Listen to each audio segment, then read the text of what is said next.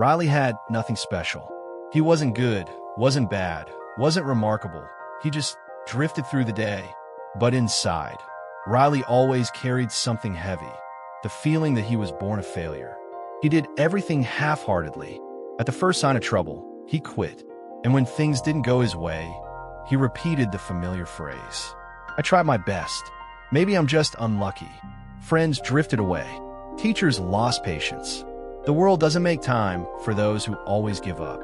One late afternoon, as the sun was setting and Riley's heart felt as empty as the backpack on his shoulders, he heard someone telling a story. In a corner of the park, a few children were sitting around an old man, gray beard, worn leather jacket, voice raspy like someone who had tasted many failures. He spoke about the difference between dreamers and doers, about the cost of giving up. Riley walked closer, not hiding his annoyance. Don't fool the kids. Not everyone who tries succeeds. Some people just aren't chosen. The old man silently looked at Riley. In the boy's eyes, he saw pain and a faint glimmer of hope. "You're right," he said.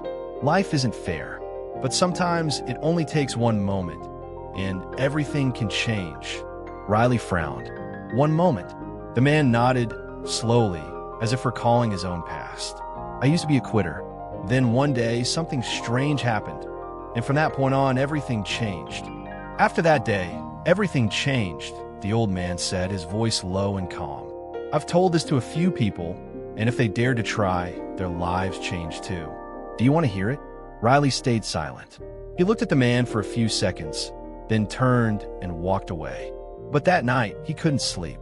To change your fate in just a single moment. That sentence kept repeating in his mind like a song stuck on loop. The next morning, Riley went back to the park. The old man was still there, as if he knew Riley would return. "I want to know the secret," Riley said. The man nodded, his eyes turning serious. "But there's one condition. If you learn it and still do nothing, your life will be worse than before." Riley was surprised, but didn't back down. "I'll do whatever you say." The old man gave a faint smile, then spoke slowly. "Far from this city, there's a hill called Blackridge. At the top of that hill, at every sunrise, a strange bird appears, its head covered in golden feathers, its wings deep blue like the sky after rain. Whoever sees it, their life changes instantly." Riley squinted. "Is that even real?" "But there's this. It only appears at the exact moment the sun touches the edge of the mountain. Miss that moment, and no one knows where it'll go." That night, Riley set his alarm for 3 a.m. When the clock screamed, his body was heavy, his mind whispered, "Maybe another day, just rest a bit more today." But in that moment, Riley remembered the warning. If you know and still don't try, your life will be worse. He shivered, and he jumped out of bed. Just as he was about to hit the snooze button, Riley remembered the old man's words. If you know and still do nothing, life will drag you down even deeper. The sentence hit him like a slap. He jumped up, threw on his jacket, and rushed outside. The road to Blackridge was covered in mist. The hill wasn't long, but steep enough to take his breath away. After fewer than 20 steps, his thighs began to ache. A few dozen more, and Riley was gasping for air, heart pounding wildly. "I can't do this," his mind screamed. But then, the fear came back. The fear that if he gave up this time, he might never take another step again. Riley kept climbing, each step trembling. When he finally reached the top, the sun had already risen past the mountain ridge. There was no bird, only a silent sky and the wind. He stood there for a few minutes, then quietly turned to head back. The next morning, Riley tried again. And again, he was late. On the third day, he arrived just in time, but still saw no bird.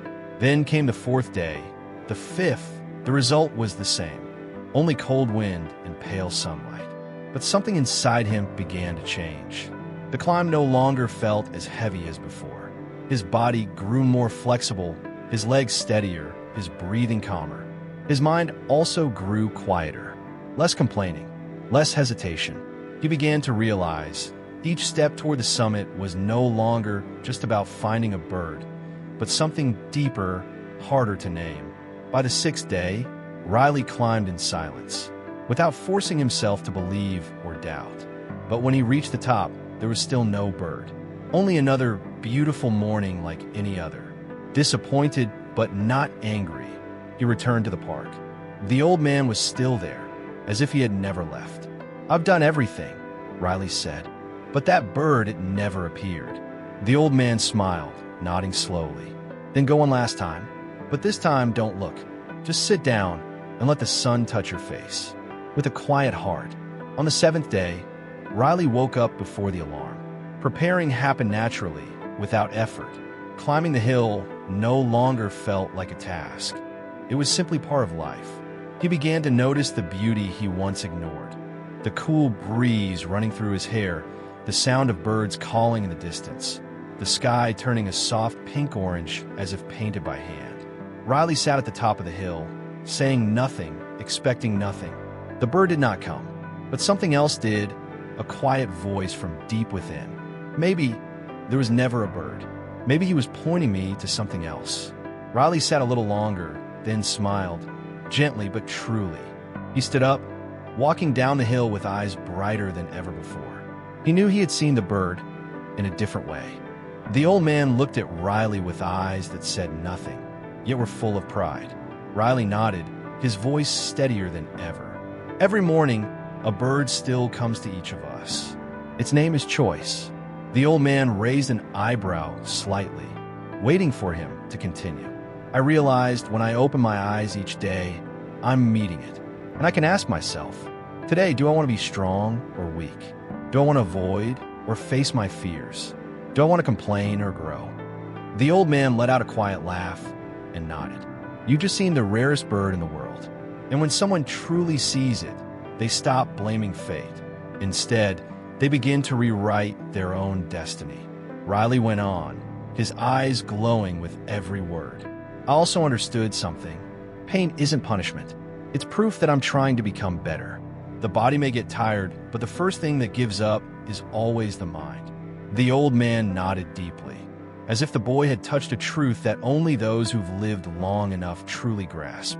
Real strength doesn't come from soft beds or easy lives.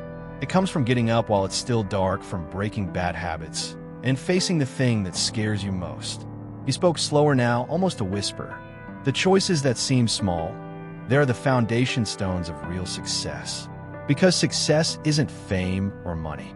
It's a quiet confidence that, no matter what happens, you will not fall." Riley smiled, not the smile of a child, nor a bitter one. It was the smile of someone who had just stepped through a new door. "Now I know pain will pass, but what it teaches will remain. Every time I climb the hill, it hurts.